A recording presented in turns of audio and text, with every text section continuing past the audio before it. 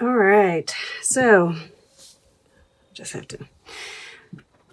Okay, that's better. All right. So,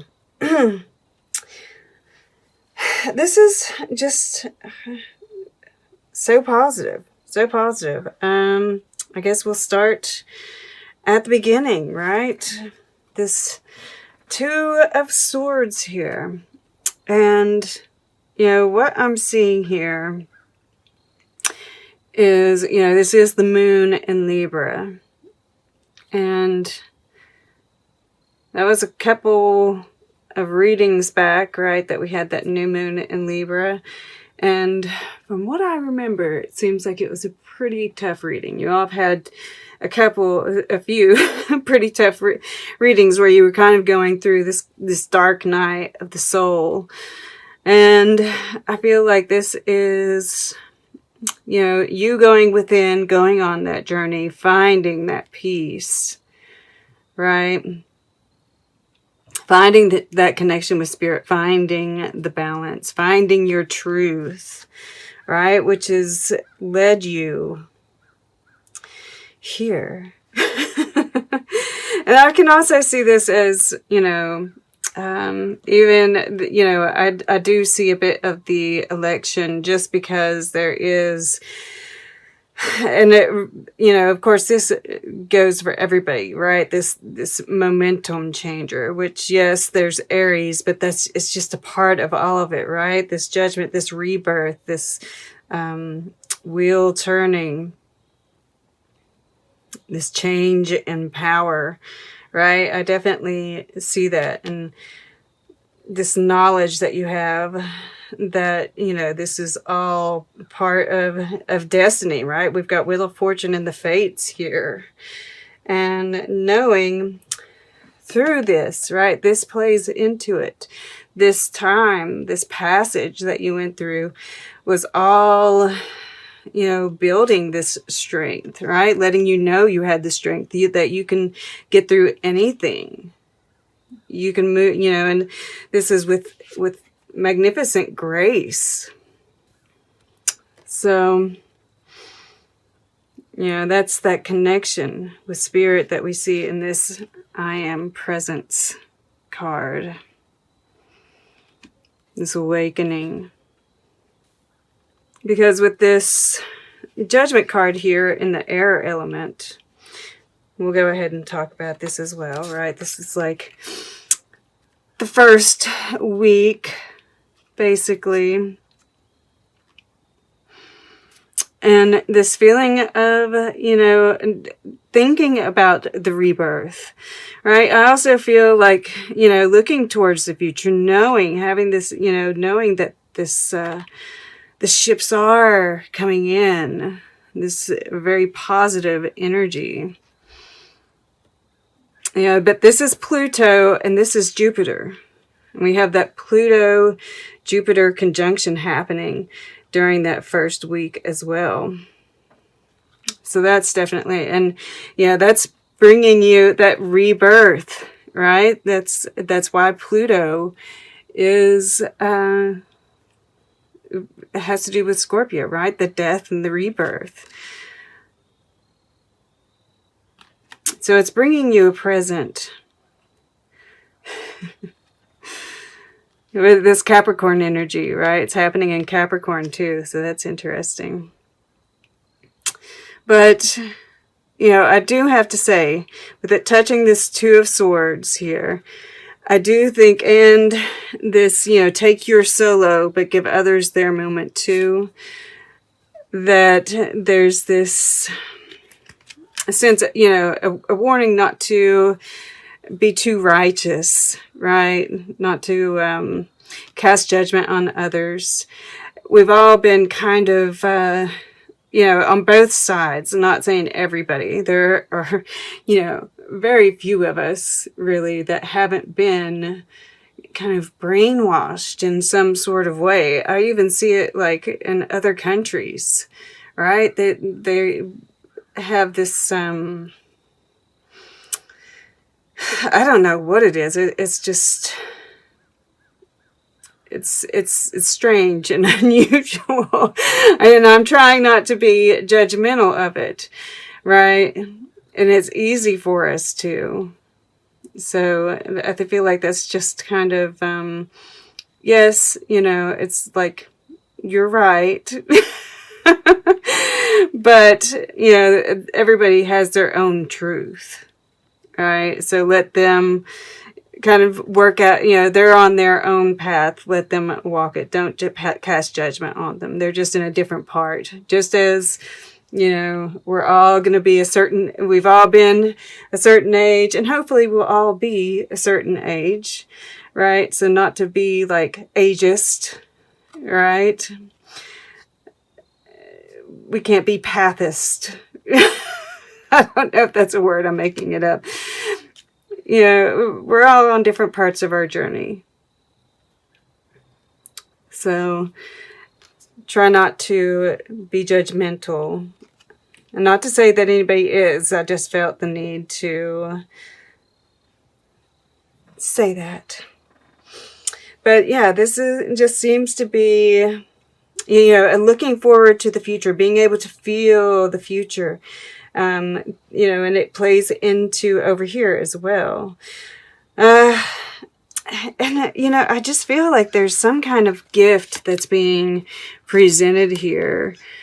Whether this is just pure energy, just feeling, the energy of the time and just the positivity of it, right? This happy with the Queen of Pentacles, right? I feel like she's holding this pinnacle. She's holding this star. This looks very much like a pinnacle. This could,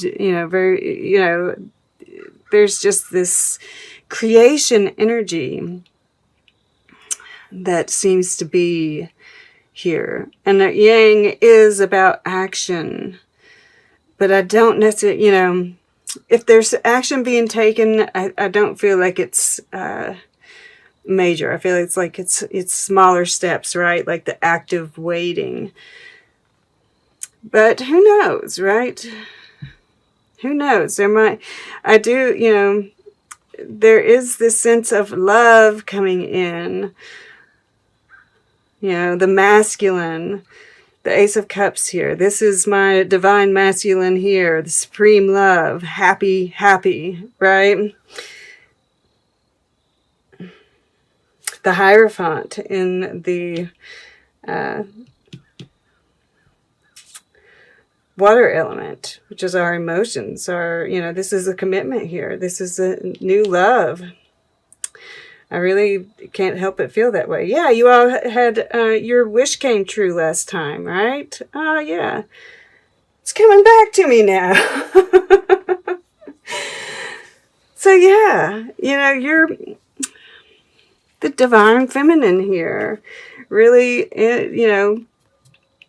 feeling that connection and that, of something growing, this abundance, this fertility, really just attracting things to you, because we have 17 breaks down to 8, 26 breaks down to 8. So we've got 3 8s right here in this middle place, plus Jupiter. Abundance is definitely coming in. We've got 2 1s, 2 2s, 2 3s.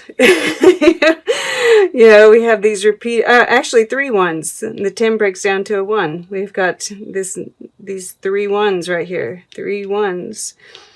All right, there might be 3 blessings coming in, because we've got 3 8s too. Yeah. Things do tend to happen in 3s, right? This is a 3 as well. And yeah, I feel like with the fates being here, and I'm drawn to this, like, it looks like a vine growing with the stars on it, right? And he's got stars all around him, Marvin Gaye here. And the fates, this card is often about things being withheld from you. And, I get this not for you at the bottom of the deck. And I feel like this is just this understanding of why things happened the way they did, why things were withheld from you, right? The strength that built, and that things worked out better than you imagined that they would. And it's like this understanding that you're going to be taking forward as well. So yeah, this second week, I can't help but feel like there's some kind of commitment being made, some kind of, offer of love, right? This is your fire element, which is a very passionate love here. It could also be a creative project, right? We can have numerous things, but it feels like definitely the main part of this is love. And this is commitment to the path. This is that shift, right? And this is that stability in the shift, right? Being able to, you're staying solid regardless of what emotions might be stirring up. Connected with spirit, connected with your emotions, right? This strength card, just being fluid and working through whatever comes your way. You're just feeling solid. And then here in the future, I see, like I said, I see this as, this is the stuff that's producing fruit that you're happy with. And I actually see her kind of looking off into where we can't see, to something that doesn't align in her life anymore. All right? And she's like, you're going to have to go. I just feel like this is planning your future. And yes, aligning things, what aligns, taking stock of your life, what aligns, what doesn't. This is part of the rest of probably this year, for the most part, is going to be, what have I learned? What fits? What doesn't? What do I need to work on? What needs to go? Right? It's been a repeating theme. But yeah, look at this line right here. Judgment, Wheel of Fortune, the Hierophant. And this is connected with that masculine energy. This is a second chance, right? A rebirth. Things really moving in your direction. And I feel like this is love. This is your path, right? This is like huge. This is applied to even your career, right? That this is which could be as a spiritual teacher of some sort. Yeah.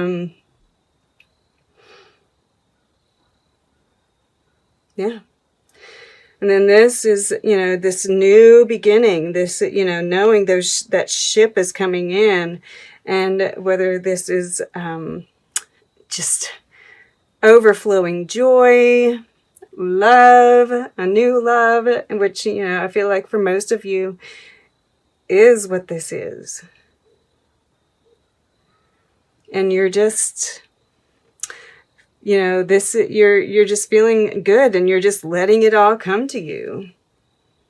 You're just, using this beautiful mind, right? Judgment being in the air energy is just, really gorgeous. Yes, touching Libra here, just as it can be a little, self-righteous. But, as long as we're aware that it can go there, right? I don't really get that much. But, this is really, being connected, right? All of this energy is flowing down into her from the heavens. And she's also very grounded. And yeah, just beautiful abundance coming to you. And staying, you know, this staying grounded, staying present, right? Find beauty in the unexpected. And the Wheel of Fortune is the unexpected, right? There are probably some surprises that are coming in with this Wheel of Fortune. And it's like, you know, like I said, I feel like there are 3 blessings coming in for you guys. It's beautiful. Okay.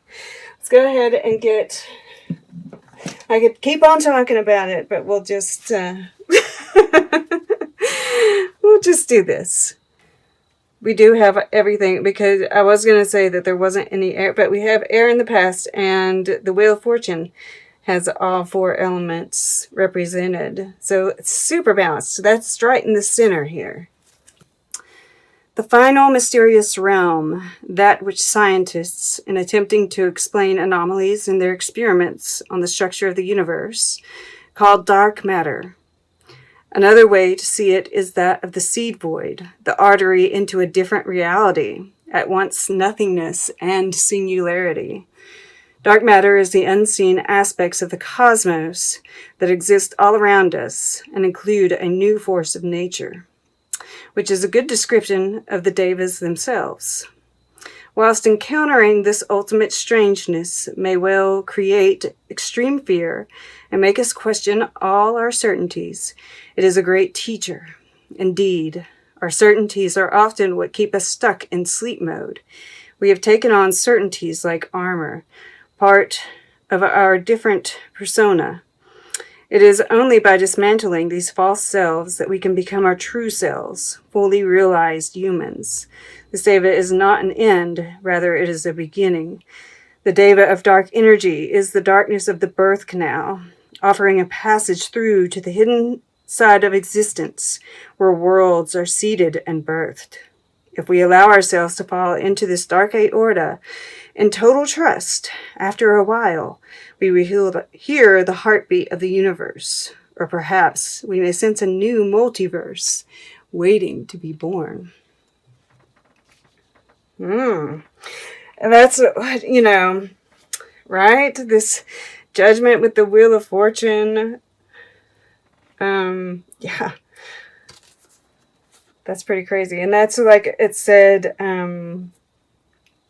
you know, the false selves and all of that. I don't really feel like that's you all. I feel like that's the energy that's surrounding you, right? That's what's kind of permeating, and, you know, why I felt the need to talk about it, right? I feel like this could even come in through here, but I feel like as long as we're aware of it, which you are, obviously, we can, you know, we'll be able to handle it and keeping that positive energy. So 37 is Nebula. The deva of Nebula consists of clouds of dust, gas, and plasma, an interstellar nursery for new stars and their planets, as well as a container for mature and dying stars. Each particle in this cloud is sentient, an integral part of the intelligence that creates the stars, planets, and all cosmic beings.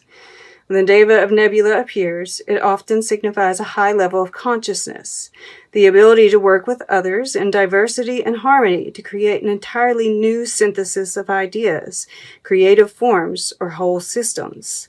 The deva of Nebula utilizes every dust particle, every star, in its optimum position, the amalgamation of each contributing exponentially to the whole. Ultimately, then, the consciousness formed becomes something far greater than the sum of its parts.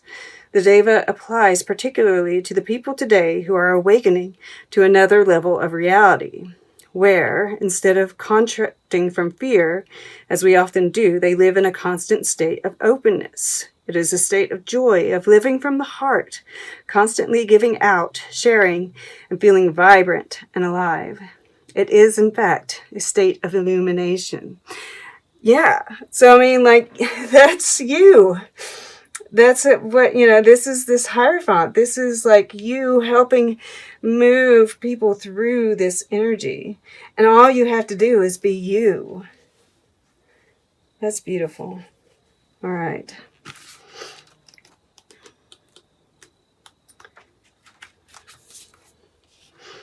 the void. And here's a little poem.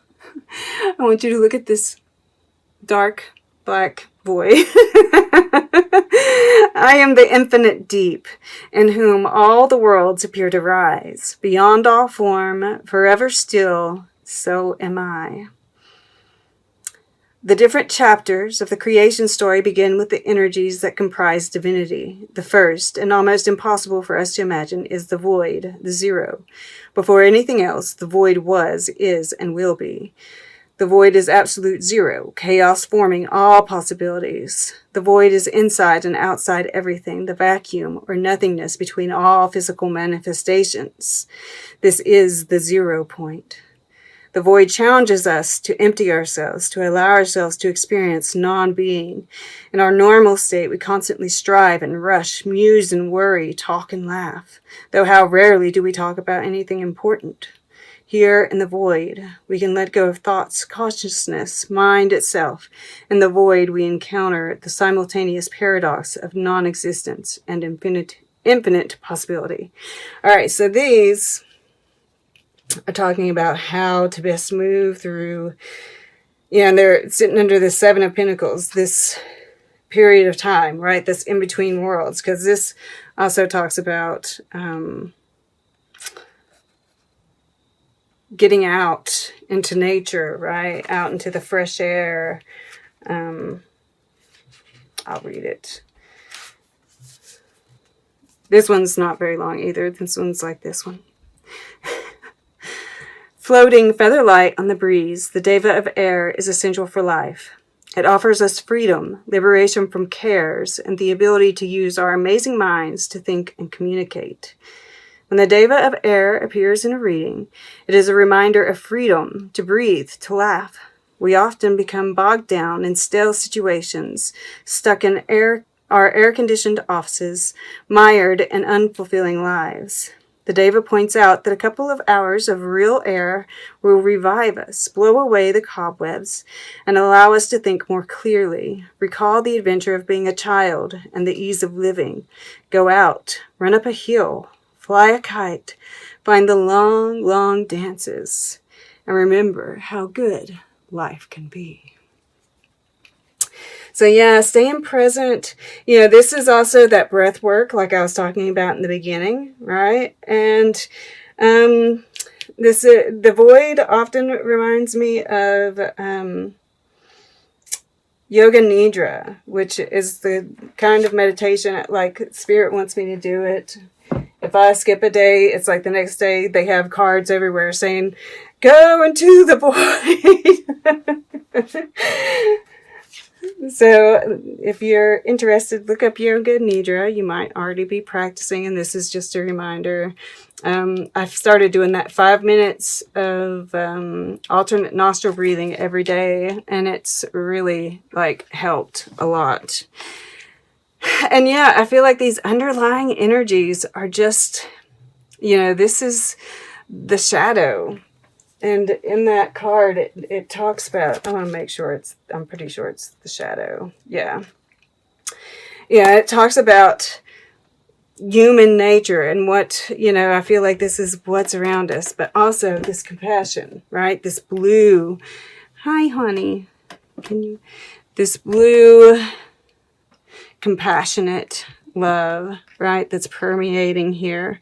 Having compassion for those who are going through it, right? I feel like this is trying to see different points of view.